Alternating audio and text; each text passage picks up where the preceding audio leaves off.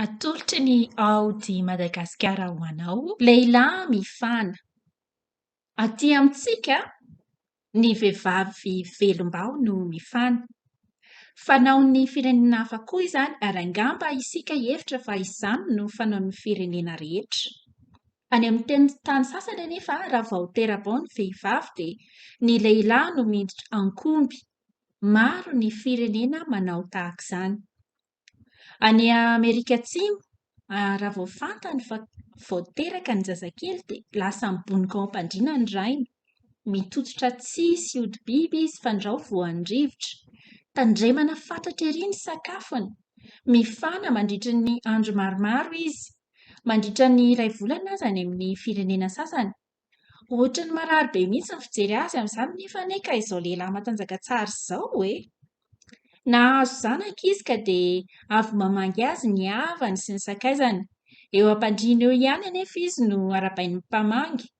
Ny vehivavy rehetra ao an-trano dia mipetraka mitandrina azy eo fa io vadiny vao velom-bao io kosa dia mihetsiketsika mahandro hanina ary toa tsy misy mirara azy akory ny ao an-trano. Mihoatra noho izany indray ny fanaon'ny firenena sasany. Raha vao fantatra fa mananamaka ny vavy dia mifana ny lahy. Tandremana fatratra ny sakafon'izy mivady amin'izany. Fidifidiana ny zavatra hohaniny. Mifady ny henam-biby sasany izy. Hazan-drano sy voankazo no fotokaniny mandra-pahateraky ny zazakely. Saiky fomban'ny firenena ambany rehetra any Amerika izany. Tsy any Amerika ihany anefa no misy lehilahy mifana. Manao izany koa ny firenena sasany any Azia sy Afrika. Tany Eoropa koa aza efa nisy tahaka izany. Araka ny hevitr'ireo firenena ireo, ny kileman'izay biby hanin'ny lehilahy dia mifindra ao amin'ny zanany. Izany no tsy hinanany ny henam-biby sasany rehefa mifana izy. Any Amerika Atsimo dia misy karazam-biby fadin'ny lehilahy. Biby manifinify izy io ka ohatran'ny mahiny fijery azy.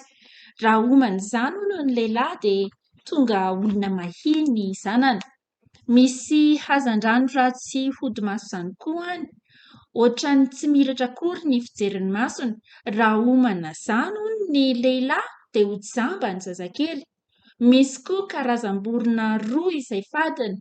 Ny iray vorona maramara sady lava vava, ka raha mihinana izany hono ny lehilahy dia ho lava vava ny zanany. Sady hipentipentina ny hodiny ary izany pentipentina izany dia hanjary fery. Ny anankiray kosa dia vorona ratsy faneno. Inoany fa fambaralozany fanenon'io vorona io. Ka raha mihinana azy hono ny lehilahy dia ho faty any Izay indray ambony ary no azona rosotra eto amin'ny aody Madagasikara amin'ny manaraka indray.